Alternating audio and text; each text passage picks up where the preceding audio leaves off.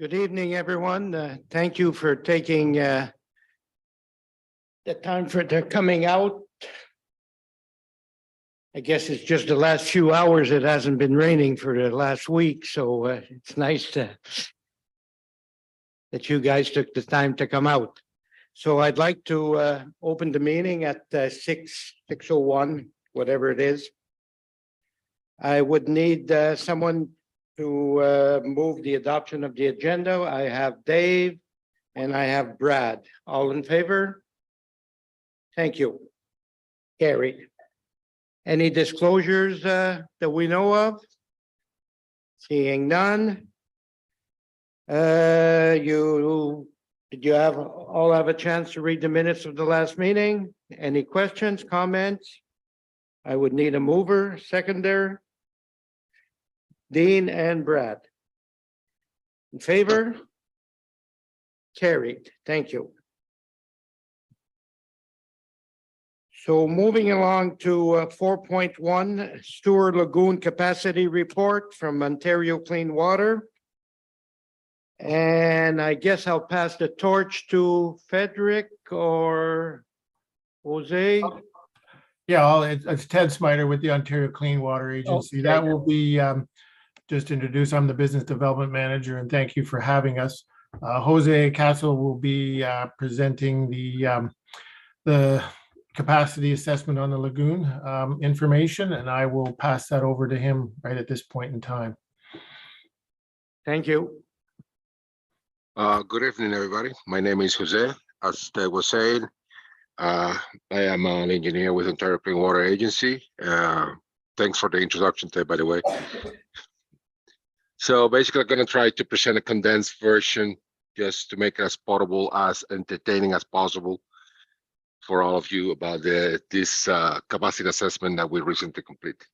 So if you bear with me, I'm going to try to share my screen so I can put on the presentation.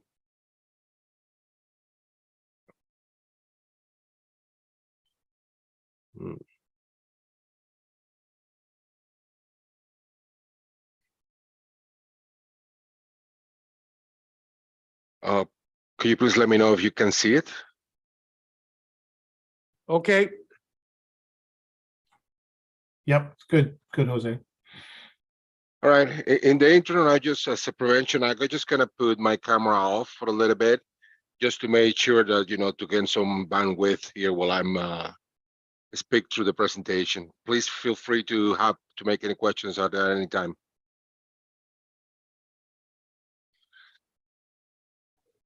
So, good afternoon again, everybody. This is a summary, a sort of a presentation for the capacity assessment for the Noelville sewage lagoon that we recently completed at the end of last year, beginning of this year. So basically, the Noelville lagoon is composed of the two main cells and is currently operated under the environmental compliant approval of what is called ECA document that is dated on April 19, 2016. So roughly, to put a little bit of the context to understand a little bit of the ideas that we're going to be presenting forward, this is some of the facts about this lagoon. The volume of the lagoon is estimated to be approximately 65,000 on the South Lagoon and roughly 78,000 on the North Cell Lagoon. This lagoon, and this is an interesting point that I would like you to keep in mind as we move forward in this presentation, this lagoon was originally designed to operate at a rated capacity of 477 cubic meters a day for a 300-day retention time. A couple of other elements that we need to take into consideration as we move along in this presentation is, based on information that we have received throughout this study, it appears that the sludge accumulated at the bottom of this lagoon has never been cleaned out. So it's a lagoon that has been operated since the early 80s. So it's roughly 40 years plus of operation. So we suspect that some sort of accumulation of a sludge to have been currently in place in these lagoons. Another important element is that it's noted that Noelville does not have a municipal drinking water supply system, and all residents are on private wells for this. So from the quality standpoint, the lagoon appears to be operating fairly acceptable. There have been a few incidents in which some of the compliance parameters have not been reached during discharge, but this has been managed through an effective operational maneuvers every time in the lagoon. So this is something typical and normal to happen sometimes when lagoon operations happen, but it is nothing major to report this. So, and in a summary, from the quality standpoint, the lagoon operates as is intended for. So in terms of historical flow, what we basically did is we combine and analyze the trend of the incoming raw sewage flows that has been received by this lagoon in combination with the septage that has been accepted throughout the years. We took a time frame for analysis approximately 5 years from January 17 to the 2022, just to assess this trending and see how the lagoon was performing in terms of capacity, in terms of flows at this point. So as you can see from the graph over here, the lagoon has been roughly operating in terms of flow at the same level. There has been noted certain increase in the flows towards the end of the period of reference, towards the 21 and 22. So what we did is basically to establish a sort of the historical baseline of factoring in all these elements, including the raw sewage flow and the septic. So based on that historical baseline that considers all these years, the lagoon is basically operating at 225 cubic meters a day as an average. So that leaves us theoretically with a capacity of approximately 156 cubic meters a day up to 80% capacity, and approximately 252 cubic meters a day up to the full rated capacity. I will explain down the road why we are approaching this from two different benchmarks, two different thresholds, the 80% and the full capacity. It may be easier to put things into perspective to understand. However, based on the fact that we have noticed that there has been a light increase in the flows in the last couple of years, 21 and 22, I think for the conservative standpoint, is good to assume that the baseline, instead of the 225, let's just being conservative, let's use the 245 moving forward cubic meters a day, which leave us with approximately 137 cubic meters a day up to the 80% capacity being between this and this. I don't know if you can see my mouse moving. And with 232 cubic meters a day up to the full capacity, that would be between this line and this line over here. So why the 80%? Why we use the 80% as a sort of the threshold here?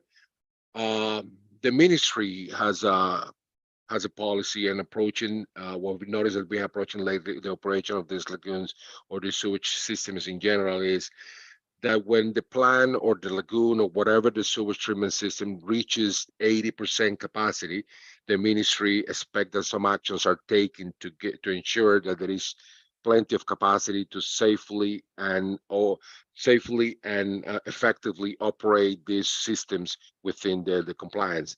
So some of the actions that the ministry is expecting from the owners and the operating authorities to at that time is it could be optimization, it could be flow reduction measurements like inflow and infiltration measurements.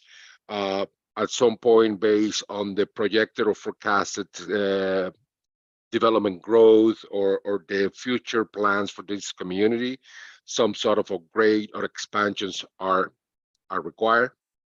And in some cases, they are entertaining the idea of the potential re-rating the lagoon if needed.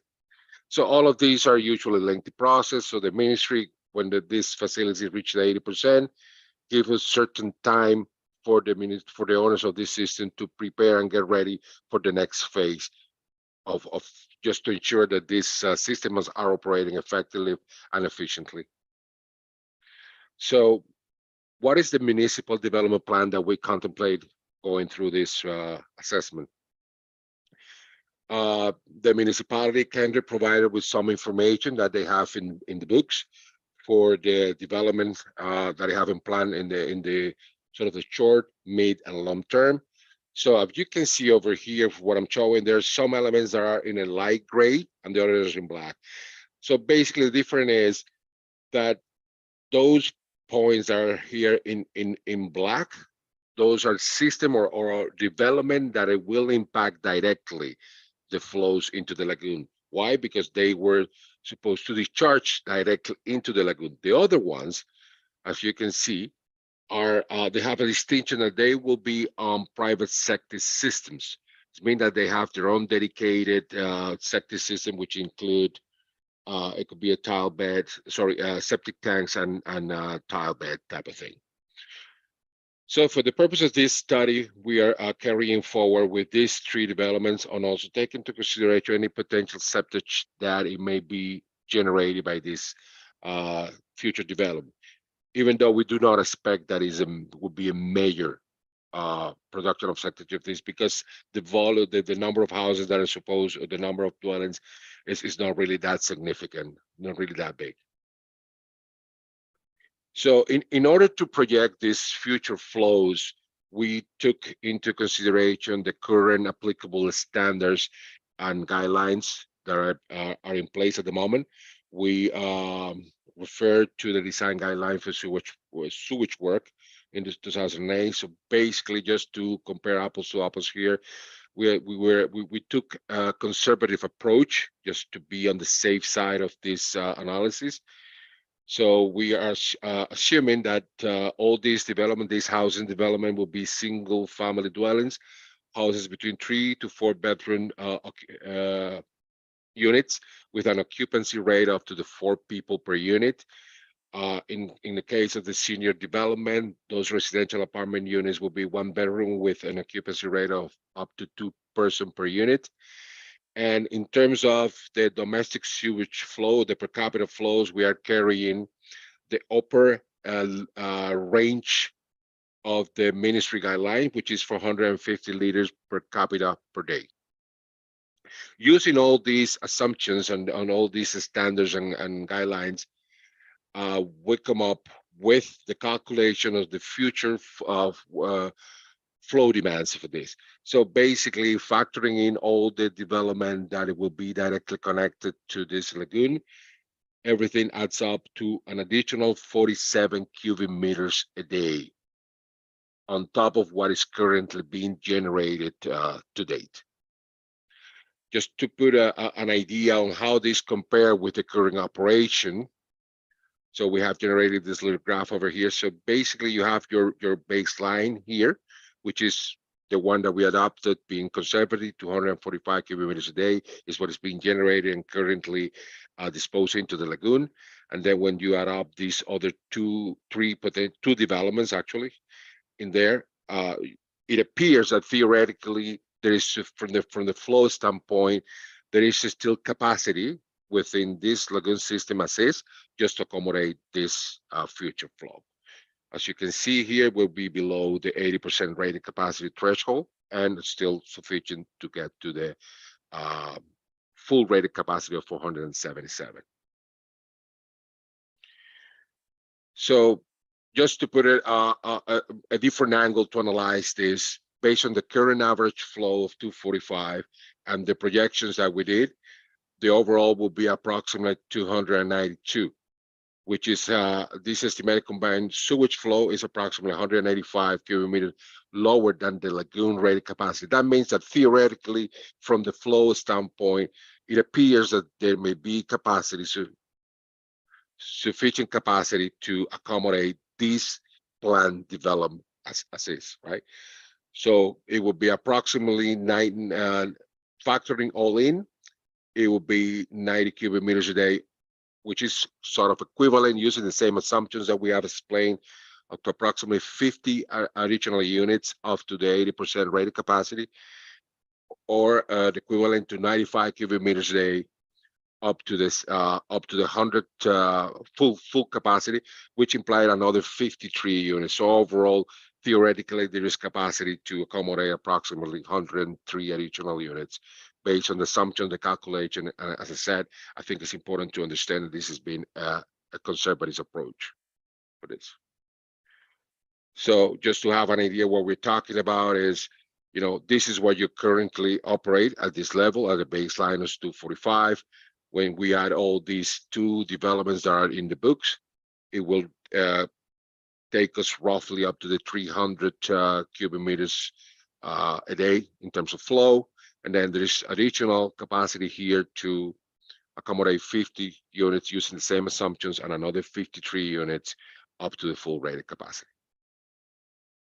I think it's important to put this in perspective here, right? Despite the fact that it appears that theoretically we have capacity in the lagoon, there are other elements that they are important to take into consideration when we review capacity. Some of these elements, unfortunately, they were not available, or they were unknown at the time we did this assessment. But for instance, it is important to, this lagoon was built back in 77. They have been 40 years. The standards have changed, the codes have changed, and the way that the ministry approaches this these days is they compare based on the current standards. So it is important to sort of establish what are these the applicable parameters or the applicable standards in today's day. Also, it's important to take into consideration any inflow and infiltration that may be happening that we didn't have information at the time. Also, in the specific case of lagoon systems, the net precipitation accumulation plays a role in terms of capacities, how much net overall you get from rainfall and evaporation. The current sludge accumulation, which is at the moment is unknown, plays a role. And at the end, all these translate into how to establish the effective operating volume, taking into consideration the whole time period, the time between discharges, and also other parameters such as the freeboard, which is the distance between the maximum, the surface of the liquid there and the top of the berm, and also what they call the minimum volume of discharge, which are those are standards and code that are currently in place.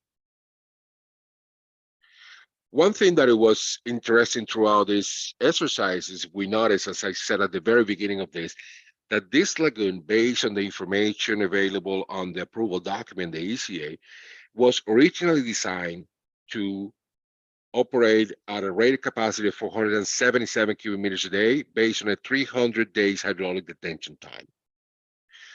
This particular topic has been brought to the attention in other reports prepared by other consultants in other time. An example of this is EXP in 2011 mentioned provides a sort of analysis about why this lagoon was built that way. And also the GSS engineering consultant back in 2014 makes reference to this element. Normally, lagoons are designed to retain certain volume up to a maximum of 180 days. That's been the standard known in the industry. So it brought really, it created sort of a question mark why this lagoon was originally designed to operate based on a 300 days hydraulic detention time. So what does that mean? Based on that, it appears that there may be an opportunity to assess the feasibility of re-rating this lagoon. That is important because if re-rating this lagoon system is something feasible, something possible, that could represent additional capacity gain for this lagoon, based on the current standards, the current guidelines, and based on the hydraulic detention time of 180 days. However, at this moment in time, we don't have sufficient information, but we believe that this is something worth exploring down the road. because it may represent additional capacity for this lagoon system. So in terms of capacity, we were talking in terms from the flow standpoint, if this lagoon is capable to be, is possible to be re-rated, taking into consideration 180 days retention time, that means that approximately 795 cubic meters a day could be available on this, which roughly could be estimated as a 344 up to the 80% threshold, or additional 159 up to the full additional capacity. So in terms of residential units, they might represent 279. So as I said again, I think it's important, or the main takeaway from this point is, I think it will be worthwhile just to assess the feasibility of re-rating this lagoon. If that is possible, they may be something significant in terms of capacity. So just to give you a little bit of the representation as compared to the previous graph, this is what it kind of looks like, again, in terms of what you have in terms of capacity, re-rated capacity, and what would represent in terms of additional units or in terms of growth. Again, I think it's important also to keep into consideration the same factors that we reviewed before, which include the sludge accumulation at the bottom of the lagoon, the application of the current standards and guidelines to determine the effective operating volume. So these elements are still important and required when we do this analysis.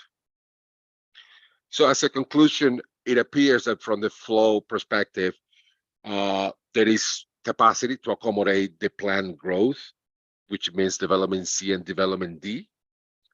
Development A, B, and E will utilize private sector systems that will not be directly connected to the lagoon. So there will be not a direct impact. Important is I'm trying to stress this message that capacity at the end is also a combination of several other factors other than the flows, which are important to take into consideration when we when this potential future review is done. So if re-rating will be possible, if that is a possibility, then that represent additional capacity to accommodate 191 residential homes, right? There would be the capacity of hold additional flows that it currently is could be possible. One element that we saw when we were reviewing the flows, there may be some inflow and infiltration issues. I think this is worth confirming and resolving, as it may help to free up some capacity in the existing sewage system. And one element that is an important thing, and it's also an operational practice, and it's part of the good practice in general, is consider cleaning out the lagoon. After 40 years of operation, we suspect that it may be a somewhat significant sludge volume accumulation at the bottom of this lagoon that certainly may impact the capacity. So in terms of the recommendation, it appears that it's possible to proceed with the development, these two development C and development D. In general, because we're using a conservative approach, it's important to, every time that a development is complete, just reassess the flows based on real data, based on real flow information.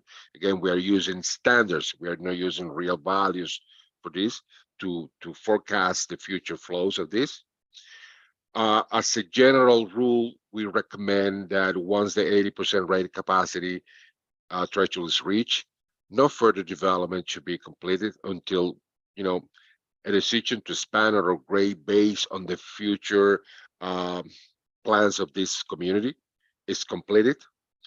Maxing out the system not only limits the functionality and operability of the treatment system, but also increase the risk from the performance. So it's a fine line in between there, which could put a risk of any compliance issue. So as has been indicated, as time passes, development plans and other future plans may change. So this assessment or this type of analysis should be revisited again, using more up-to-date information to be able to determine whether the existing infrastructure can accommodate the proposed new plan or not. As also we indicated early, based on the fact that this lagoon was originally designed to accommodate a 300 days detention time, I think is important, or should a consideration should be given to assess the feasibility of re-rating this system. And also a part of this recommendation we recommend that the current lagoon sludge volumes accumulated at the bottom of the lagoon be determined. There are certain there's several methods or alternatives to determine that. I think this is an important information to have.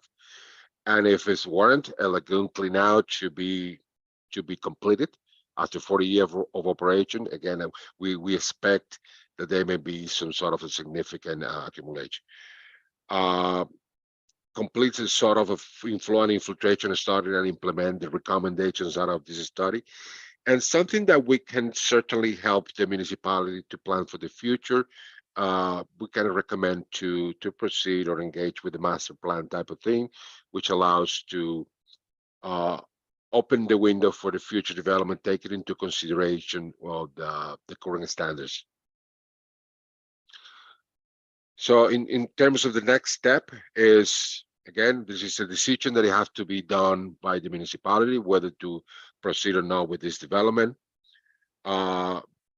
We see as a next step just to complete this inflow and infiltration study and identify sources of potential I&I or the strenuous flows in this case, and also implement the actions or recommendations that they come out after this study.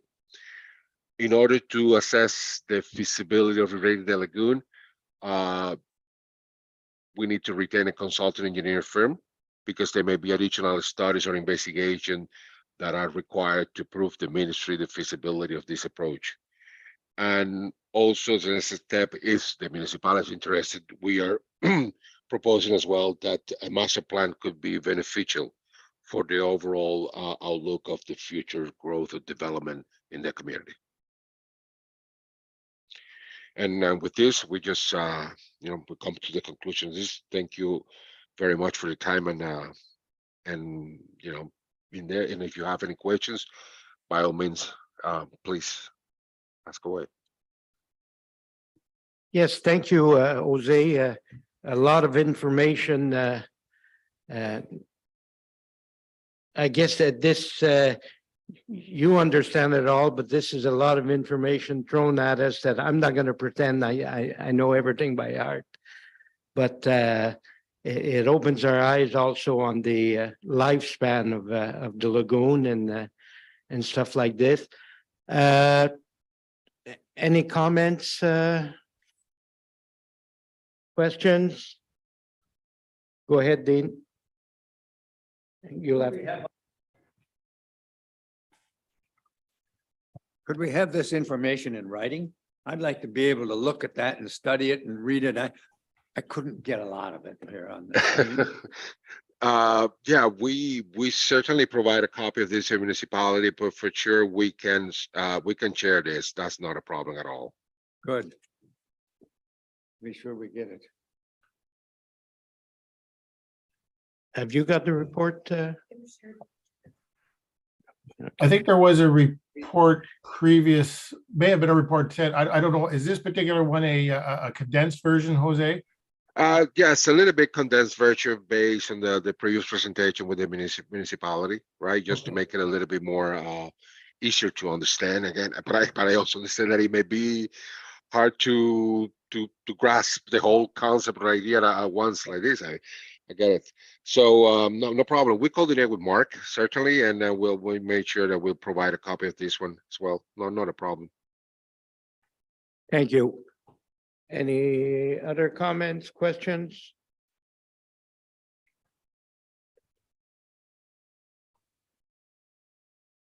Bob, Committee member? Mr. I'm a Chair, little bit, Yes, go ahead, Mark. Just a couple of questions in terms of the recommendations.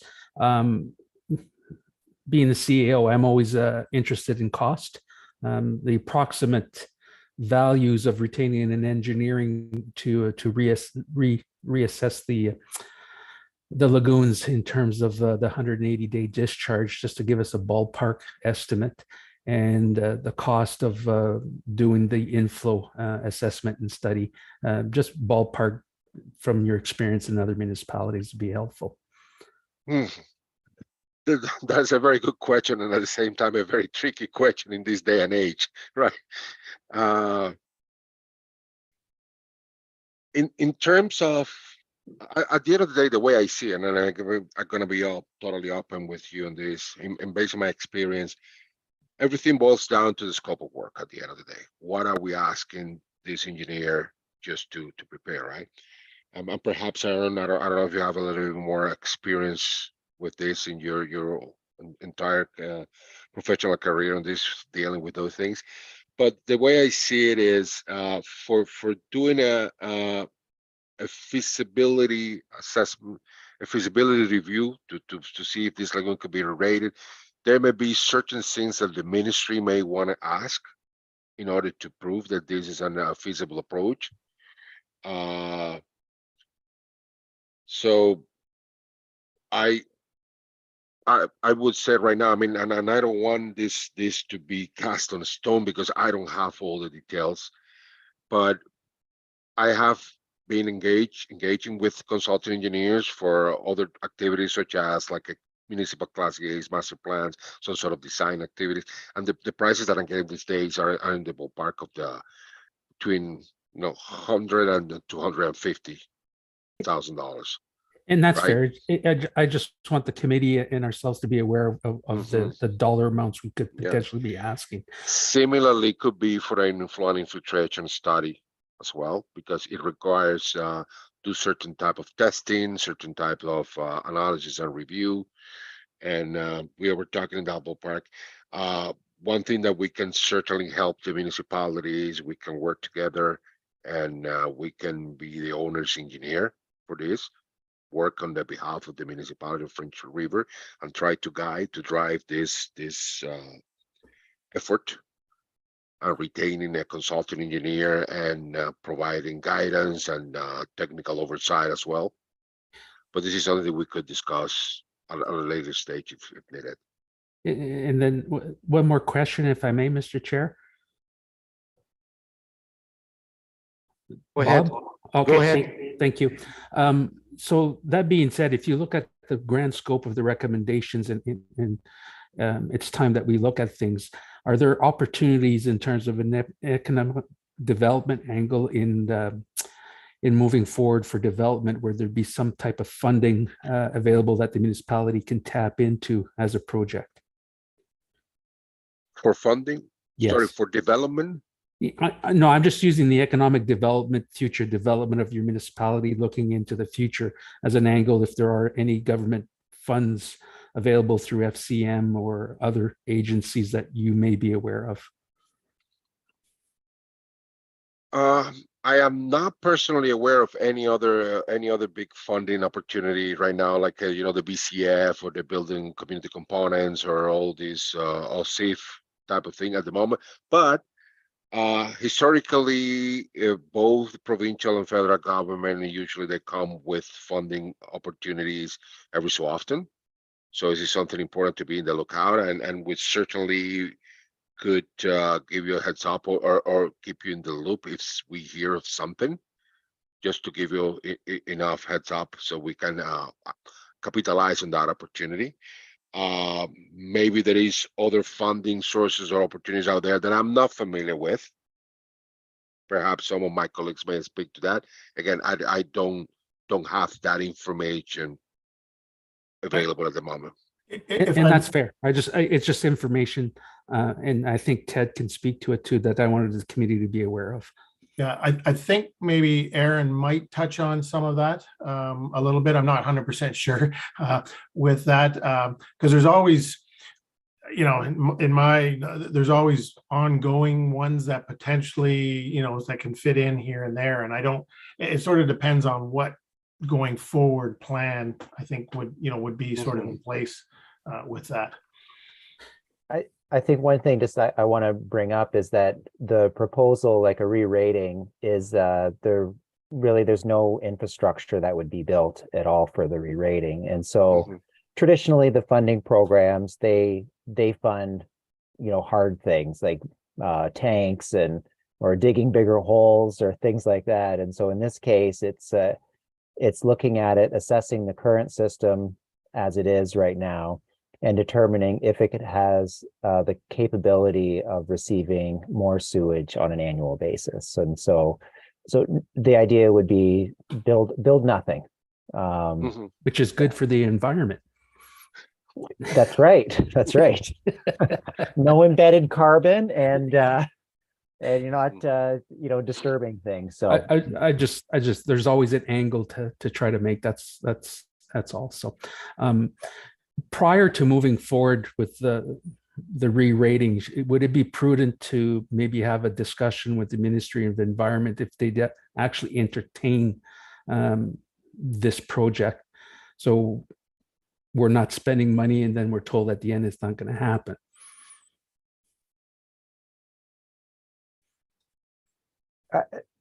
I'll chime in there. Is that I have a belief that it's always good to go ahead and meet with the ministry early and often. And so if you're thinking of an idea is that and they think otherwise, is that there's no sense in going down that road. Okay. Or they may put some conditions on it. And one thing I know with re-rating is that in terms of like an environmental assessment on it, is that there's different levels of assessment. And so if you're re-rating the treatment plant, but you're not increasing the loading of pollutants to the receiving water body, is that that's fine. That's very easy to go through.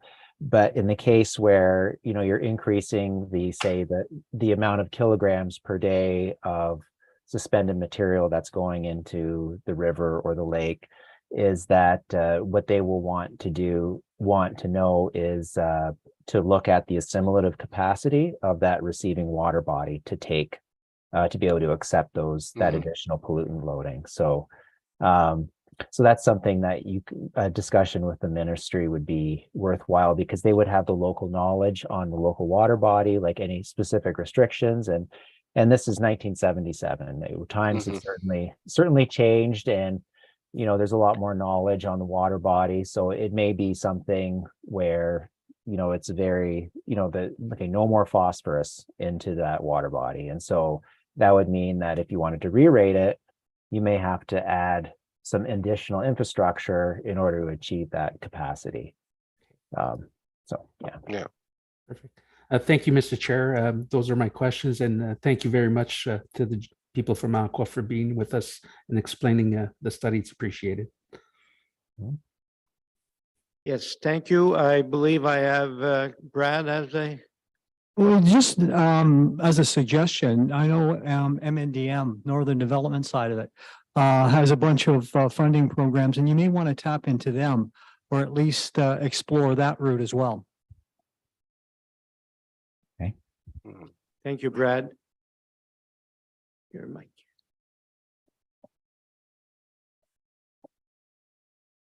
Any more comments or questions from members of the committee? No. I'll open it up to members of the public. Yes, Julie. Julie. Thank you, Mr. Chair. So I have 3 questions and a comment, if you allow me. So we were saying that the lagoon system was originally designated in 1977 for 477 cubic meter capacity. But I have documentation, so I should maybe present myself to members that don't know me. I'm Julie Allen, a resident of French River, and I also work for Nuevo Sanitation, the contractor that is currently using the Nuevo Lagoon to dump out the septage. So I'm the one that sends you those reports at the end of the year. So looking back in our files, we found that in 2003, there was another engineer consultant. All we really received was a fax, but they noted that the capacity back then was 975 cubic meter daily. So why would that capacity have changed over the years is my question. Do we have info to answer here? Well, the capacity that we carry forward in this study is the one that we found in the official approval document in that ECA document dated April 19, 2016. If there have been previous documents stating that there is a different capacity, I personally have not seen it. And I wasn't able to find any other documentation that shows there has been a change or a rationale for a change on even familiar with that number. So unfortunately, I don't have an answer. Again, we went with the number that is in the current approval document by the Ministry of Environment. This is the official number. Okay, Was thank it- you, Jose. Dave, a comment on this?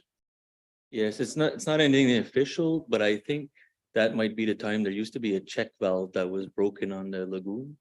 And the water or the sewage was being pumped up, coming back, and that's how it counts the flow when it pumps. So it was over counting. But we're talking about capacity, rated capacity, Oh, not the rated capacity. Yeah, how not it was the going in. actual- Sorry, okay, yeah. I misunderstood. Is there a possibility with that rated capacity that you have for 975, and you said that was in 2003? Is there a possibility that there is they have a hydraulic detention time of 180 days and not 300? Or was that detention time still set at 300? The information that I have with me doesn't go into details on Yeah. how it was calculated, but it just mentioned Yeah. it was 96. That number sounds like that's half of the detention time at 180 days, not 2 or 300, which the ECA states we're at is 300 days detention time. So, I mean, I don't know where that document from 2003 come from, but it'd be nice to see if there was a hydraulic detention time listed on there, as there should be if it was listed as 970 some cubic meters per day. Yeah, it doesn't come to a surprise that other consultants or other professionals, service provider may have, discussed this capacity. We found out that there were 2 other reports we showed it already in this presentation that discussed briefly this situation with the rated capacity. So it could be easily possible that may happen. Again, unfortunately, we don't have any documentation or any other report or anything that can prove the change or the rationale for the change or the rationale for the number. Unfortunately, that's not available. So I don't have any other answer. You can correct me if I'm wrong, Okay. but the MECP is going to look at what is current today, I would imagine anyways. Mhm. So Yep. regardless of what that other document may say, it's 2003. I think the 2016 supersedes that anyways. So that's probably the number we have to work with at this point. Mhm. Okay, thank you. Julie, we'll discuss this after the meeting and what to do on that point. Okay. You had a Some- second question? Yes, thank you. In your report, I believe I heard that you suspected there was sludge in the lagoons. Was that tested or just a suspect because it was As I said before, I don't have any information, and we talked to our operator, operation counterpart, Frederick, and also talked to the municipality. And since 77, over 40 years of operation, we have no records of this lagoon has ever been cleaned out. That's correct, Jose. And Right. So based on that, on 40 years of operation, I mean, it is suspected, not because I cannot confirm right now how much it is, but it's suspected that such a level of accumulation is significant, as large accumulation at the bottom may occur over 40 years of continuous operation. Fred can speak to that. yes, yeah, we had a lagoon survey that was just completed last Friday, and there was samples collected and they were brought to the lab. We sent some ourselves as well as the company that did the survey. And it's visible in that north cell. It's to the extent that we have issues to launch the boat in the north cell because of the sludge accumulated at the ramp in that area. I mean, it's like Jose said, it's been 40 years, but within the next week to two, I would imagine we'll get our results back from the survey, and they can determine how much sludge is actually accumulated there on the bottom. Yeah, it's a sludge survey, so we'll have a report. Hopefully we'll have a report within the next week or two at this point, because it was just done recently. That's correct. Just to add on a little bit on that thought, Frederick, if you allow me, the real values or the current values of a sludge accumulator in the lagoon will certainly impact the overall capacity of the lagoon, right? Even though theoretically, from the flow perspective, it appears that this lagoon is operating at a very, I would say, healthy capacity. The current volume of sludge accumulated in the lagoon certainly impact this. This is important to be addressed in order to be able to effectively manage the current operation of the lagoon and any future development of this. So that document is crucial to the overall capacity of the lagoon. Thank you, Brad. Yeah, just on a technical question in regards to. And this thing back on again. There we go. Thank you. Technical questions regarding your sampling methodologies. When you're taking samples of lagoons like this, what kind of sampling mechanisms are you actually using? Like a torpedo that goes into the soft sediment bottom, or are you using like a long tube mechanism to collect samples? I'm just want to get an idea of how you're taking samples. The hydro survey, I believe, would have used either a sludge judge, or they would have just, oh, sorry. Yeah, sorry, I got cut off for a little bit. I got kicked out, back in it. So I may have missed some of the discussion. I apologize. But they used a sonar survey, and so at certain frequencies, they send different frequencies into the water column, and then some frequencies will penetrate through to the bottom of the lagoon cells, so like a harder material, and the sludge is generally pretty soft, and so another frequency would detect the top of it. And so they do this with a remote controlled vessel that goes around and collects this information along with the GPS. And the surveyor's hydro survey is that they also go through and validate some of the data on say the lagoon, the top of the sludge. So they have a methodology of doing that because it's remote sensing the ultrasound, and they also force a rod through the sludge to determine where the actual bottom is of the lagoon cell. So the results that you'll get back will be a profile of what the liner or the bottom of the lagoon looks like, and also a profile of like how thick that sludge is and where most of the sludge is located. Okay, thank you. And you had a comment, Julie? I'm just going to add a comment, if I may, in regard to the sludge removal. The owner of Novel Sanitation has confirmed that he used to go in and remove some sludge himself on his own time. So that's why there's no records. No invoice would have been sent to the municipality. He just on his own took care of keeping the lagoon cleaned as much as he could, knowing that he was using it. So at his own cost, and not tell anybody. So just FYI. And my last question before my comment is, so is there a limited life to the lagoon? The way I'm understanding it is we're talking about daily capacity, and as long as we don't exceed this daily capacity, the lagoon's health, the health system should be fine forever, or is there a limited time on that? So I guess the question the question is, do we have a time date or a lifespan attached to the lagoon? That's a good question. I don't know.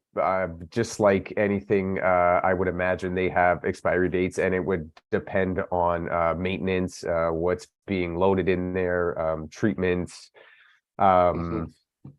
Like I don't know if I can put a specific number on the life of it, but I mean, I thought I was under the impression that when he was in there to clean the lagoon, I was under the understanding that he was there to remove the cattails because there was like islands that were floating around in that lagoon due to the dumping, and they wanted to clear it out on the edges. Al's not here to speak on exactly what he did, so I cannot answer. Was the sludge hauled away? Do you know? Al's not here to answer the questions. Okay. So Okay. I don't know. Okay. Well, we're talking about the past and we have, go ahead, Dave. So myself, I'm an excavation contractor also, and I can't say exactly when it was, early 2000s. I did that, remove the cattails on the edge also. But it wasn't like removing the sludge, nothing was hauled away. It removed all the cattails on the edge and just sloped it on the side there. That's what the contract was then. Yep, and that was the issue is trying to get into that into those ramps, and it was so full of cattails that they had to be removed so that we were able to treat those lagoons.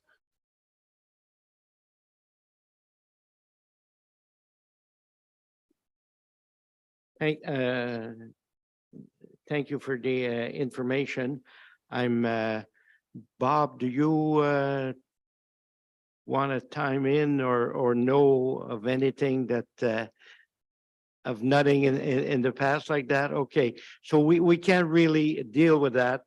Our job as a committee here is to accept the report and make a recommendation to council. So if I see any more questions. Just one last comment, if I may, Mr. Chair. On the report that was shared in the minutes, I went through it and there was a slide that wasn't presented in the short form. So I just, in case you go back to that report and look at it, the graphs for the septage only, so what Noel Sanitation brings in, showed some daily averages that I think were incorrectly calculated. It looked like it was divided by a monthly average, where everywhere else in the report we're talking about daily average. So it's skewed where it looks like the average is really high. But if we redo the calculations the same as, yeah, exactly. So we see here there's 544 cubic meters per day. That's actually per month. If you go back into the reports and the calculations, I did prepare my own information if somebody wants to see it. Basically, just to explain a little bit, right? What we had there, right, is the volume of the way that we came up to this analysis was we had the monthly volumes of septic being disposed into the lagoon, right? But because we were analyzing flows, which is on a daily basis, what we basically did is all the overall volume disposed in any given day. We give in any given month, we give an average of how we represent that on a daily basis, type of thing. So again, it's not a true representation of 544 cubic meters that given day. That's an average of the whole entire month. What would be the equivalent to the whole entire month? So yeah, it's not comparable to the other raw report. It's not apples and apples is what I want to say. Yeah, no, of course. I mean, there is no flow. This is just, you know, based on truck loads that is disposed into the lagoon, and what we get at the end of that is a report with the overall volume.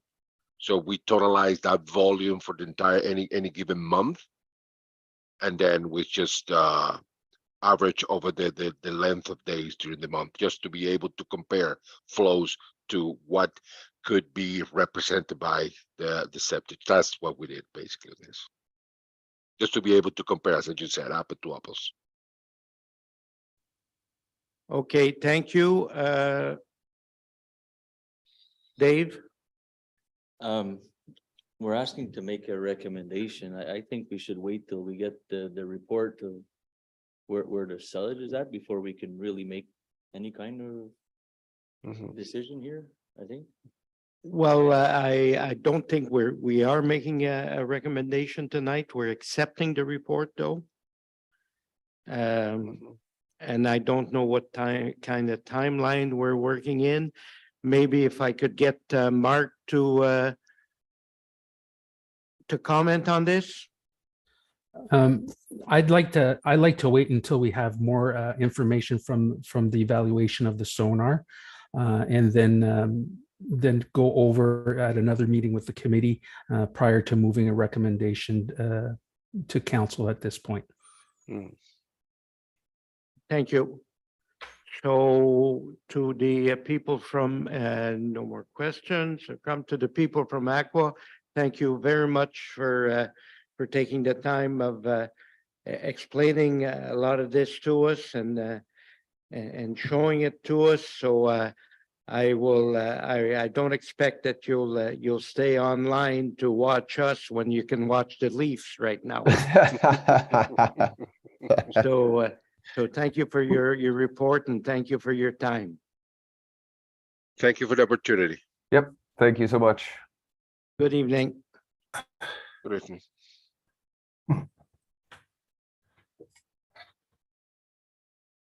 Yes, okay.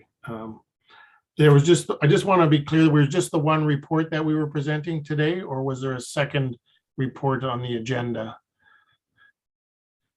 I only had one on the agenda. Okay. Am What was your, am I mistaken? Just the one report? we Just the were, capacity report.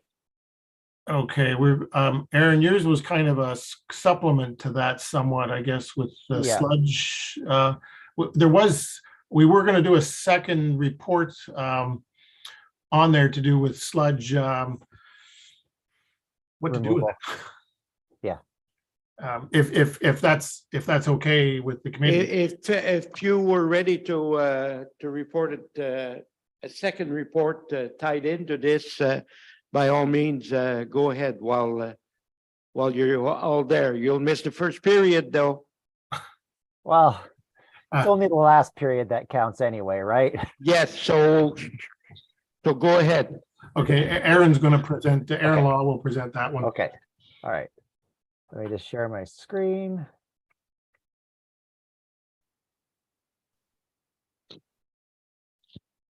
Okay. This will just be more information that you will have to absorb today, that's all. But you can, I think you can have they can have a copy of this report as well too, Aaron? Yep, absolutely. Okay. I'm just going to move things to make sure that you can see everything on the screen here. So I'm just going to present some information on lagoon sludge cleanout. So I'm not going to spend a lot of time. I'm not going to take a lot of your time, so you can get home in time to see some of that game. But this is a slide that's just basically repeating a lot of what Jose just said about the lagoon, about the capacity, how big it is, how it does not appear to have been cleaned out of sludge, but possibly there has been some sludge that has been removed. The one thing is that there was a survey done in 2017, and it was identified that there was approximately 18,000 cubic meters of sludge located between these two cells, with a different amount in each one. And like we were just talking about, there was a sludge survey completed this spring, and the results of that are pending. And so that's essentially 6 years ago. There's information, and so a new sludge survey would update that information, and I'll talk about it a little bit later about the best practices around that.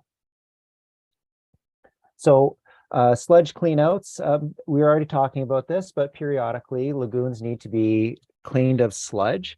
And what the sludge does in the lagoon, the accumulation, it reduces the capacity, so the amount of volume that's available for the sewage. It can cause poor effluent quality because some of that sludge, if it's close to the surface during discharge, it can be discharged, and so that can cause some exceedances in some of the quality parameters for the lagoon. It can also contribute to odors, and because there's more material in there, it can increase the need for the use of chemicals to, say, for example, remove the phosphorus in the sewage prior to discharging it. So the cleanout frequency, it really depends on the type of lagoon. And by type of lagoon, I mean is that some lagoons can be aerated lagoons. And so there would be more sludge degradation, solids degradation in an aerated lagoon because processes that involve oxygen are a little bit faster. In the case of the lagoons that you have, is that these are facultative lagoons. And so there's an oxygenated part and a non-oxygenated part.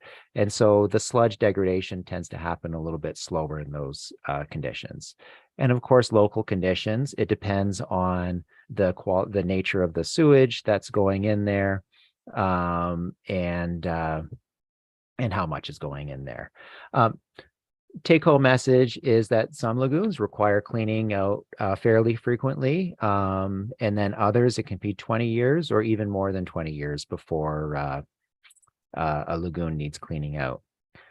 That said, it is a best practice to monitor the sludge buildup and to plan for this sludge removal.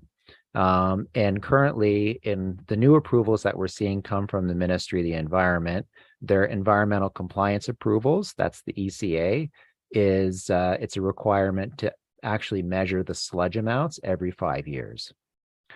Another best practice, other than monitoring it, is to actually remove some sludge periodically to prevent an expensive clean out, say, many years down the road.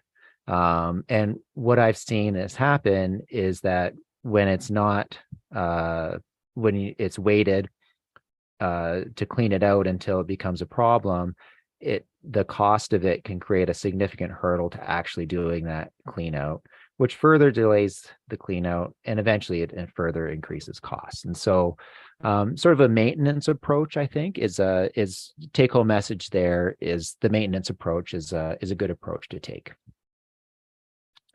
So options for cleaning out, there's many options out there. One is you drain the lagoon, bring in excavation equipment, and push it to the side or dig it out. There's draining the lagoons or drawing the water level down, mixing the sludge with the remaining water and pumping it out. There's these things called lagoon crawlers, which is the top right picture there. It goes in and it basically mixes the water and the sludge, pushes it over, and it gets sucked out and taken out in tanker trucks, or the sludge is dried on the side. And then barges, of course, the same principle. So the sludge from lagoons, because it's been in there for quite a while, it actually, the bacteriological quality, so like the E. coli levels, for example, the other characteristics, like when it's sitting there, it's somewhat stabilized because it's just in that lagoon for such a long time. So often it can be applied to agricultural fields as a non-agricultural source material. The other thing about cleanouts is that they can be very expensive. There was a quote provided in 2022 to remove 18,000 cubic meters of sludge. It was approximately $380,000. And so that's a significant cost to do that. So another option that I'm going to go into a little bit more detail is adding microorganisms or nutrients to basically degrade the sludge that's in the lagoon without removing it. And I'll go on to the next slide, actually. I'll explain it a little bit more. So those two methods of degrading the sludge while it's in the lagoon it could be called bioaugmentation or biostimulation. Bioaugmentation, so you're augmenting the biology with more biology, so you're adding microorganisms. And then there's biostimulation, where you don't add organisms, but you add nutrients, sometimes micronutrients, that the microorganisms that are already in there, they get stimulated and they can increase the rate at which they degrade the sludge. So like I said, this is a method of removing sludge in situ. And what this means is that there's no physical removal of the sludge required. And so these microorganisms or nutrients that are added, they digest the biodegradable fraction of the sludge. It's like, you can imagine that when there's some fraction of the solids that go into a lagoon, some of it is going to be not biodegradable, and other parts of it is going to be degradable. Talk a little bit about that later. And the thing about this method is it can be added to the lagoon as well as the collection system. And some of the benefits to the collection system is that it can remove some of the fats, oils, and grease and build up in the collection system. And so there's some case studies that have shown this, that has been effective doing this. And really, there are many suppliers of bioaugmentation, biostimulation products, but really, we haven't really seen a lot of uptake in municipal lagoons. But Aqua, back a year or two ago, demonstrated this approach up in the town of Bruce Mines and did see success after 1 year of bioaugmentation. So I've got a couple of pictures here. And so this is what the results of one of those sonar surveys essentially looks like. And so this is the data or the image that's created from, the boat that drives across with the sonar on it. It gets a profile of the surface of the sludge and also of the bottom. And so at the bottom here, as you can see, the red is the harder surface and the green is the sludge. And you can see from October, when an initial survey was done, to April, so about a year and a half later, as you can see that there was a reduction in the amount of sludge. And this line here, this is this line going across here through the lagoon. So in this case, with this amount of sludge removal, you can calculate, it's like, well, okay, we've removed, this much sludge. And so, every year a little bit of sludge accumulates. And so what was gained after 1 year was approximately 11 years of sludge storage capacity. So what that means is that if you do nothing, is that in 11 years, you'll be back to where you started, basically. So we're developing an approach here at Aqua on this approach. And so the first is to assess the sludge in the lagoon. So looking at the sludge volume, like how much there is in cubic meters, and then looking at the characteristics. And so one of those characteristics is determining the biodegradable fraction. And in technical terms, it's called the volatile solids. And that assessment of the characteristics also looks at other commonly measured parameters. For example, if the sludge was to be removed and placed on agricultural fields, is one of the requirements is to test for the metals that are in the sludge, so that it doesn't have any exceedances when it's put on fields. And so just a little note here about when doing the sampling.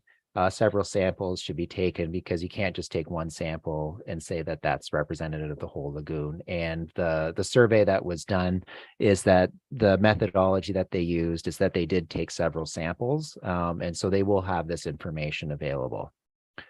And so this assessment will determine the potential sludge removal with bioaugmentation or biostimulation.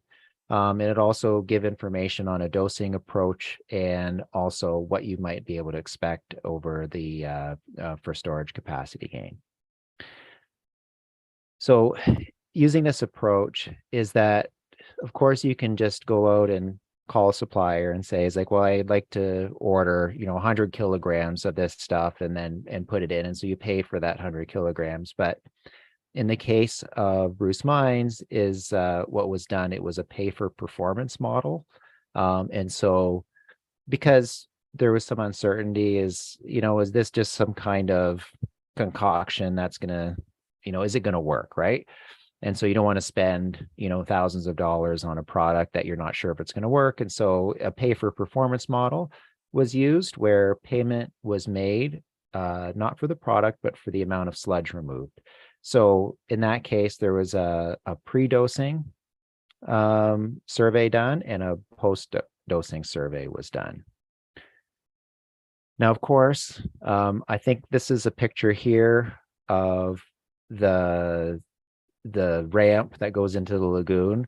You can see there can obviously be localized buildups of sludge, and could be the same as the inlet in where the sewage comes in.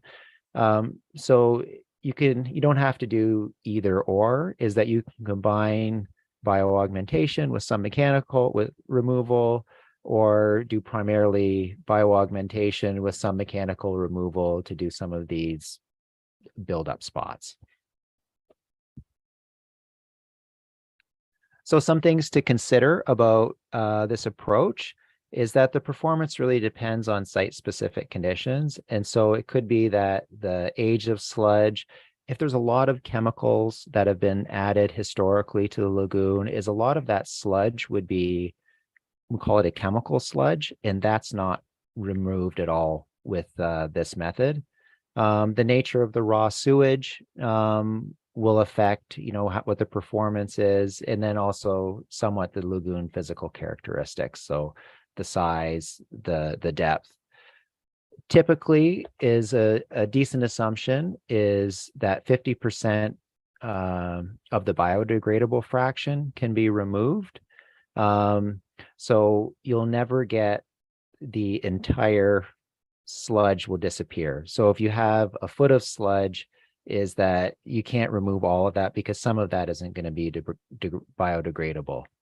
So if sludge is 50% biodegradable, the absolute maximum total amount of sludge is complete removal of that fraction.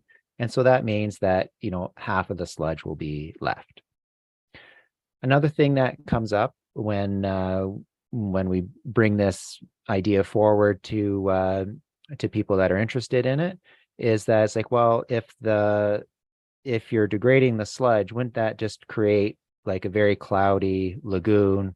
And it would just have all these little particles in the lagoon. And so then that would cause effluent quality problems. And so really is the biodegradable fraction, you'll say it's mineralized, and so it's broken down into the smallest possible parts.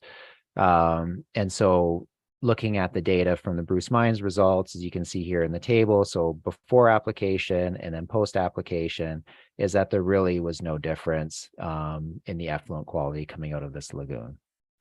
And last point here is the long-term consideration is that the disposal options for the sludge, if a mechanical cleanout is required in the near future, is that if you do remove a lot of the biodegradable fraction, is that it may make this sludge less applicable for land applying, but that can be determined pretty easily once the information is received on what are the sludge characteristics existing there. And so you can figure that out. So the next steps is that Aqua can provide an assessment of options for lagoon cleanouts after that survey data is made available. And so it could be done in 2 phases, removal options assessment, and then sludge removal implementation and a follow-up measure of success of how it worked. And then just to give you an example, bioaugmentation and biostimulation cost could range from about $7 to $14 per cubic meter of sludge removed in a pay-for-performance model. And just to compare that mechanical removal plus land application is on the order of $21 per cubic meter, which may be on a bit of a lowish end on that. depends on the location of where the lagoon is. So for example, to remove about 1/3 of the sludge that was measured back in 2017, it would be approximately $42,000 to $84,000, plus approximately $30,000 for product application, monitoring, and some technical services. And so that's about it. And so this just provides an option for cleaning it out. And like I said, it's a good practice to monitor that lagoon sludge levels, which you're doing already by having a recent sludge survey done. And then also the other part of that is like, okay, once you know that sludge is there, is don't wait too long until you need to remove the sludge. And so that's all I have. And I guess I didn't introduce myself, but I'm the Biosolids Organic and Resource Recovery Program Manager at Aqua. And so happy to answer any questions or receive any comments. Thank you for your presentation there, Aaron. Dave, question? So I have a question on what would be recommended, like you say, this is like it's never been done, right? So we do it once here, and let's say should we be doing like maintenance every year, every 5 years, or 10 years? And then I'm assuming there comes a point where everything that's the sludge that the most of the sludge that's there is not biodegradable, and then it has to physically be removed mechanically, right? Yeah, eventually, because like I said, it doesn't remove all of the it won't remove all of the sludge. There always will be some in there. And so that's where there can be a combination of methods used. But it will provide you will provide you maintenance of the sludge levels. And so going back to your first question is that, how often should this be done, is that, since this is not, it depends on the results of the survey to see how biodegradable this sludge could be. And then if you do a heavier dosing in 1 or 2 years to bring that sludge level down, and then you follow that up with some maintenance dosing. And so that maintenance dosing, what it'll do, it'll reduce the rate of sludge accumulation in the lagoon. And so it won't prevent you from eventually doing a clean out, but it will allow you to reduce the amount that's accumulating. And then eventually when you have to do that clean out, overall, the cost will be lower because you already would have removed, say, 1/3 of it already, for example. Thank you. Thank you. I have a question, and probably our CAO, Mark, could answer me. We had a discussion a few days ago, Mark, and you mentioned that we had spent $48,000 on chemicals for the lagoon. Yeah, through you, Mr. Chair. Numbers from 2019 to 2022, we spent about $48,000 treating the lagoons prior to discharge, both in the spring and in the fall for each lagoons. If I understand right, that's just like regular maintenance. It has nothing to do with the process that Aaron was talking to us about. No, that's just regular regular practice in terms of bringing the water in the lagoons to an appropriate standard that the ministry accepts, that we can release it within the system. Aaron or Ted, you can chime in if you want. That's correct. That's the cost each year. I just found, I think that actually we've treated the lagoon with a little bit more chemicals each year to get that phosphorus and the suspended solids down to the acceptable limits for release. Okay, thank you. I understand a little better. Yep. Any other from committee members, questions, comments? Aaron, if I may, Mr. Chair, Aaron, just a quick question. Yes. Bruce Mines program, they received funding, if I'm not mistaken, to implement that program. That's correct. They did as from the Federation of Canadian Municipalities as a demonstration or a pilot test of this. And so in terms of funding, that's something, to consider for this, is that it could be, if we do the same thing that was done with Federation of Canadian Municipalities, it might be a little bit of a harder sell to them, because it's like, well, you've done it already. If there's some way of looking at it in a different way, like if there's issues in the collection system where you can demonstrate, some benefits in the collection system, that might be a more broad look at this. In terms of, like we were talking about funding before, is that, this doesn't involve building any infrastructure. So those traditional funding programs really don't apply. But right now there's a call out from the Ontario Water Consortium for innovative technologies. And this can be considered, like I said, there's a lot of different suppliers there, is that there may be an opportunity through that to, reduce the cost of this. And if there's a supplier that's willing to partner on this. So there's potential. I think one of the things as well is until we get the results of that sludge survey and the composition of what the sludge is, it's going to give us a better idea once we get that. Right now, we just don't know at this point. Speculating, Yeah. Yeah. That's fair. Thank you very much. Okay, thank you, gentlemen, once again. And like I said a while ago, you're not obligated to stay and watch the rest of our meeting. So thank you and have a good evening. Thanks for the Thank you opportunity. Thank you. Thank you for having us. Thanks for having us. Thanks for the opportunity. Thank you. Bye-bye. Bye. Good night.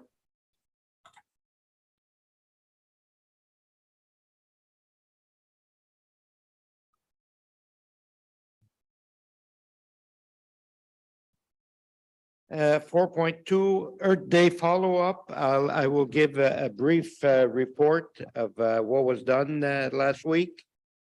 On a Friday, April 20th, we Mayor Pajot, Joan Mercer, and myself visited the Monetteville Public School. Joan gave the presentation, 45-minute presentation on Earth Day, recycling, all chimed in, starting the presentation. It is starting way back of how we brought it forward to today, how we treated the earth back then. Drinking our liquids and just throwing the cans and stuff like this. And now where we are, cleaning it up, and it's a very good presentation. We will be giving it again to the two schools here in Noelville. It was very well received. We weren't able to give any tree seedlings this year as they're not in. They'll be in, I was told, mid-May. We will be hitting the two schools here in Noelville then with the presentation, and Monetteville. Our main focus was on the Saturday, we held a recycle, reuse, re-give yard sale flea market upstairs in the arena. We had 21 exhibitors. Over 300 people went through. It was a great success. We're already talking about next year of having it in Alban at the community center, which will be a bigger venue, no stairs. Exhibitors were happy. They asked us if we could do this every week. And of course, the answer was no. My hat is off to Joan. She took leadership in this project and made Tim and I look good. That's a big job. Some people suggested, well, why such a small venue? And that's partly my fault because Joan kept pushing us to maybe have a few tents outside. Weather-wise, I was looking and people, well, you have the old arena floor. I would rather have a small hall full and have a big venue that is half. So anyway, I think everybody was happy, great success. We will keep meeting as a subcommittee. When Joan comes back, I think she left for a holiday just a few days after. We will be sitting down more or less as a debrief and start planning for next year. Talking with Kevin, and he's pushing us on this, and we have to meet monthly or every 5-6 weeks to keep this going. We will be meeting, like I say, when Joan comes back, maybe once more in June, then we'll go to September and start planning. And Kevin, do you want to add something? Through you, Mr. Chair. No, not really. I'd just like to see it be a little more put together for next year, like you were saying. Maybe Tim can come up with a game plan for us there and have it all laid out so that way it can be more geared towards exhibitors, towards solar energy and wind and stuff like that. So it'd be a lot easier if we had a plan laid out by January or so. That way we're ready to go. Okay, and also Tim has been doing mega research and where I got the French word and I'm trying to say it in English. We're registered. And I'm just gonna let Tim talk about ERA. Tim. Yeah, so over the last number of months, we knew what we wanted to do. But it creeps up on you really quickly, and the greatest ideas and lots of them. Kevin makes a great point. What we did was really great. What Joan did was awesome, by the way. Great shout out to her. Michelle as well, worked all day long, worked that elevator, carried stuff up and down stairs because something was wrong with the elevator. We don't remember what that was. In any case, we've registered with earthday.ca, not-for-profit group, Canadian, out of the province of Quebec initially. And it puts us on a map as a municipality that is focused and believing in the environment. And I think it gives us somewhat of a leg up for, as Kevin suggests, a project. And that project would be potentially called Earth Day French River. We'll coin some phrase, but something we will do continuously, not one day a year. One of the initiatives in being registered with this particular group, we have the opportunity to join in something called a tree relay. And the tree relay is 50 trees a month, 1 month only. I thought, well, we can do way better than that, but it's across Canada and everybody gets on board, municipalities across Canada. So little initiatives like that, but when we stack them all up and we get good at it, as opposed to talking about it, I think it's going to look really great on the municipality that we're not just talking, we're really doing it. Really, I could just bear with me. I gotta take a look here. So the results, I think, of Earth Day were good. They were strong, with great potential for the future. So we're talking about using the Albin Community Center next year. We were in discussions with the EV manufacturers Ford, GM, Mitsubishi, to potentially bring their vehicles out here and show them off. That doesn't happen as in the time frame that we had. If it's of interest, we could do this for next year. Part of the presentation on that particular April 22nd. And many other things. In fact, there's an electric outboard motor now, and I want to see that. And I think people are going to want to come and see what's going on, even if, if it's a prototype. So lots of interesting things going on there. I spent the day pretty much the arena in 2 blue bins in front of me and people coming up and I'm going, did you get your bins? Yes, I did. A couple of times I said no. Michelle took care of that problem. Said, you're taking these 2 with you, so did you get them? Yes, I did. And how's that going to work for you? And then I listened. Kevin's heard lots. I think it's fair to say, but I was interested. What was going to be that common theme? And no, it's good. I love it. It's great. Looks good on our community. I hate it. It's dumb. I'll never use it. Why would that be? And we have a little discussion. One gentleman says, well, I have a 100-foot driveway. Okay. And I'm older and I can't carry this thing down 100 feet and put it there. 7 a.m. He says, can't do it. Not going to do it. So I asked him if he had a 2-wheel cart, a little moving cart. He says, yeah. Do you have a bungee cord? He says, yeah. He goes, and now I'm going to do it. Point I made, that's one person out of a number that said they wouldn't do it.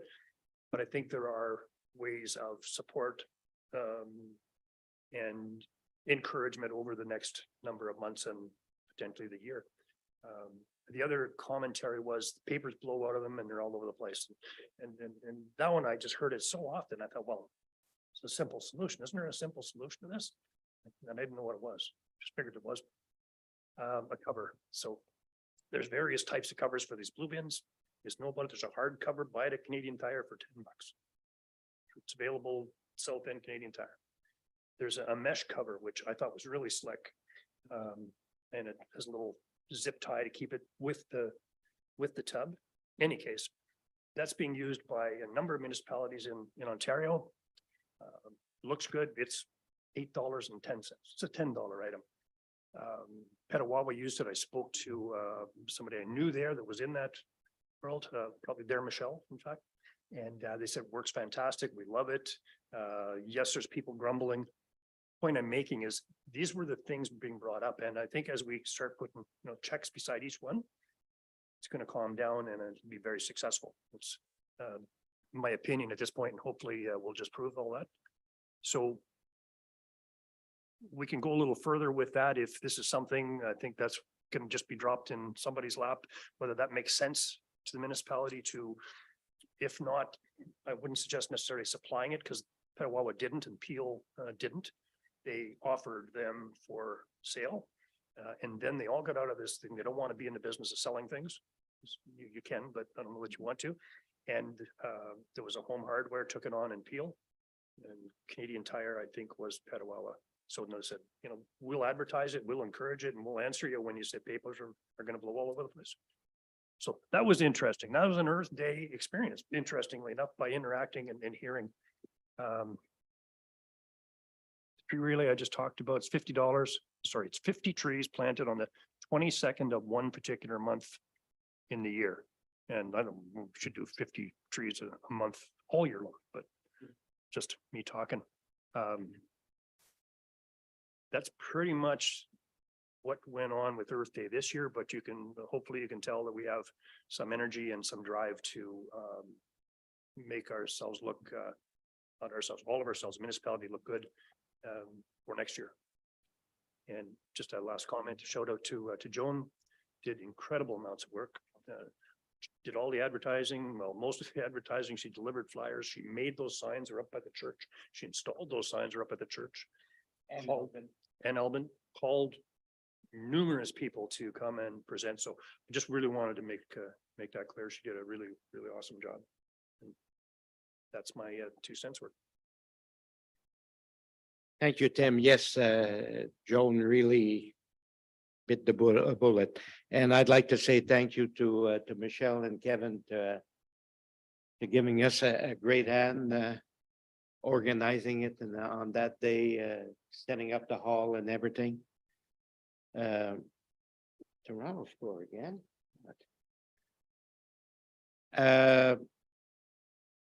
I just lost my train of thought. It'll come back to me. We'll move on. Oh. One more thing, Sturgeon Falls, West Nipissing, Council, heard great things about our Earth Day and their planning here and this. So much so that one of the councillors and the mayor have reached out to me, and they want to know how we put one foot in front of the other and started this. So I'm having a meeting with them on May 18th, I believe it is. But from there, if that's it or no other comment, I'll move to a roundtable discussion, and I will start with Dean.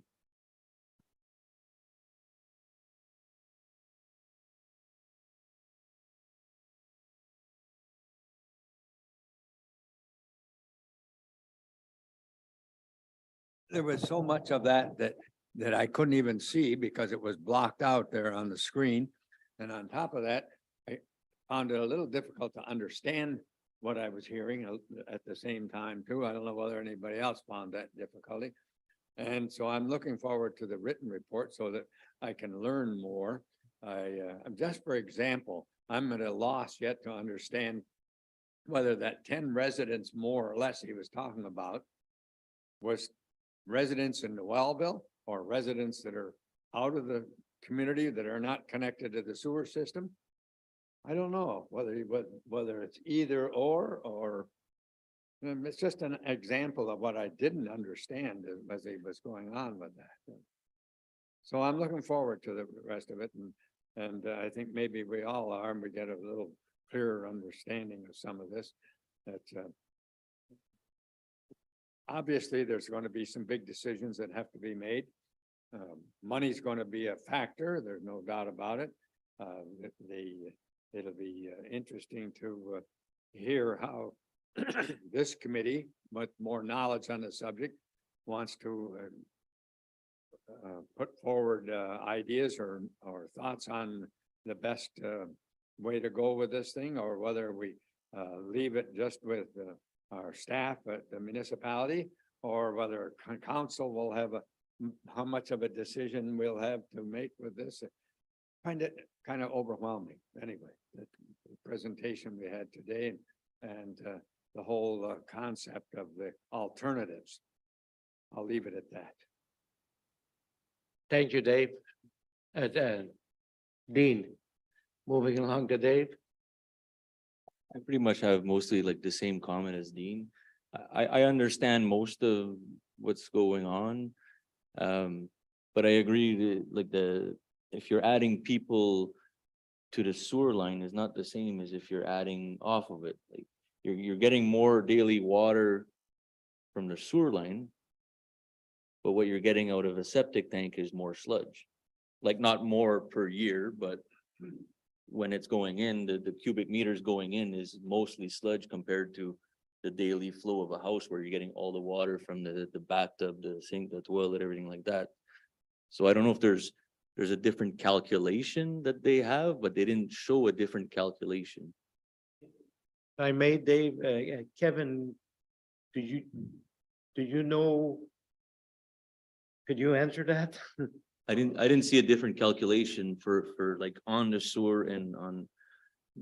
Private residences are not connected. Yeah. No, I believe it was just for the hookups I saw on So what they showed there was just a hookup. just residential hookups to the system, because Okay, when they're calculating this, it's all for the resident, like for that system, right? That's okay. But then I don't know where they're getting their daily liters from. Because they were showing, I think, 400 and some daily liters for like a Max. for like a 4-bedroom house. When I'm figuring for a septic, a 3-bedroom house is 1,600 liters daily. Okay, I'm gonna cut you. I believe Mark wants to, would you turn your mics off, guys? Yeah, just to reiterate, the 10 houses is my assumption are directly connected to the sewer lines. And then they also took in consideration the potential seniors development at that point, which is 32 units. In terms of their calculations, they use the averages within the guidelines as a projection. So that's where they're getting those numbers from, Dave, in terms of what a typical house on a sewer system uses. That's my understanding, if that helps out.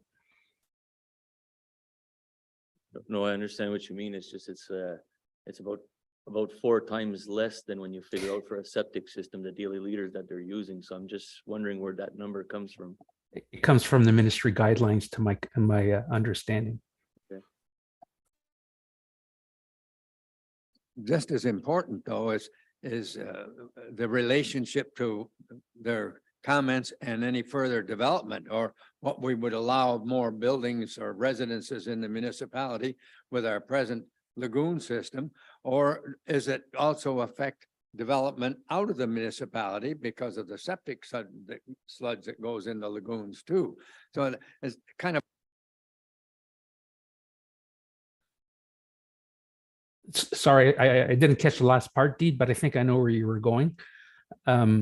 So yeah, the projections that they're showing is development within the municipality of French River. And that's taking the assumption that we will be accepting septic within our own municipality. But we can clarify that once they come back with all the information and results of the survey sonar that'll greatly assist this committee in making informed recommendations to council for consideration. Okay, thank you. Moving along. Willie, did you want to? I just want to comment, I'd be interested to see what the cost difference would be for bulk removal of the sludge, and then see what the reduction of that sludge and then the removal at the end of that day, and do those two comparisons. So you know what I mean? Get in there, remove the sludge now, see what the actual cost is, because there's still going to be sludge buildup over a period of time. So yeah, we'll remove 50% of that sludge. So I'm just wondering where the break-even point is. I'd be interested to see what it costs for the chemical, how much we actually remove, and then what the bulk removal. So I'm very interested to see what comes further down the pipe with respects to that. And my understanding is I think some of the capacities came from them stating that we're not accepting sewage outside the municipality anymore, was my understanding. I think that bumped some of the numbers with respects to development, was how I understood how the document was read. That's all. Okay, Willie, I believe that once all the reports are in and the surveys, and we will receive a report at council stating just that this will cost that much if we treat it and get rid of some sludge. We still have to dredge it, maybe not this year, but in 2 years, 5 years, I don't know. But I believe staff will be preparing all these reports, and they will be presented to probably here first and sent on to council. Am I on the right line, Mark? Yeah, that's the way I was thinking. It's kind of hard. First and foremost, a lot of information was given to you tonight. So now that you'll be able to read through the reports, if you have additional questions, we can certainly get those answers. But once we have, like they mentioned as well, until they've analyzed what they've done this past week, to see if first and foremost, is it a good candidate to be able to look at those biosolids, microbacteria first, and then also do the comparisons as Councillor Willie was saying. So a lot of information to come yet, a little bit more detail for further discussion. Thank you, Mark. Caitlin? Brad? One regret I had, I missed Earth Day this year. We were unfortunately not in town, so I'm sorry I missed out. I got a couple of questions though about the recycling program, and now that we've had what, a year under our belts, how well did it go? Were the results as expected?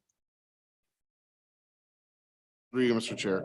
So everybody that is participating, we are getting like no contamination, zero contamination rate, pretty much that's going in. So it is a success to people that are using it right now. So once we spread it to the whole municipality, we're hoping for the same results. It's just a little bit of corrections here and there. Yeah. But it's been going well. Everybody knows the rules. Like we have been advertising the same rules for 5-6 years, pretty heavy. So everybody does know the rules. We go well. Another question I had is, are households limited to just 2 recycle bins? We, 2 people generate on average probably 1.5 of those recycle bins per week with all the stuff that we get rid of. And this is stuff that would go into recycle. It's not stuff that would be rejected as well. So I'm just wondering, is there going to be allowances for some extra blue bins to be with people that need them? Through you, Mr. Chair. So it's unlimited recycle, like you can put out as much as you use in your household. The municipality is supplying 2 bins to you. But there's ways around. You can flatten your cardboard, tie it up with a string, like use another box to put more boxes in. You could do that, like however you need to, or buy more bins. Yeah. It's just, we are as a municipality is just supplying 2 bins per Yeah, house. okay, I was kind of thinking that was the option. I just wanted to make sure Yeah. before we went down that road. The last question I had, and I guess again, you've had experience with this during the winter time, but for the residents that are a bit more remote, where they've got issues with perhaps snow buildup at the end of their driveways, did you have any issues with blue bins being essentially run over? Through you, Mr. Chair. No, actually, I've had 0 complaints of that. And we do have rural, like we go down 528, like it's a mixed bag right now because there's roads all over that we're doing. So the town cores are being done, but we Yeah. still are on some rural roads and we haven't had any issues. I think I've had like 4 or 5 bins broken, kind of replaced to us. So it's not That bad. was one of the issues we had in Sudbury with some of our blue bins, because we were in a cul-de-sac. And the way the snow removal happened, they just sort of pushed it onto the front lawns. And of course, with that, everything else that's there gets pushed up as well. And it's amazing what you get in the springtime. And we had a lot of blue bins in our neighborhood that got destroyed that way. Thank you. Thank you, Brad. Tim? Julie, I'll give you. Bob?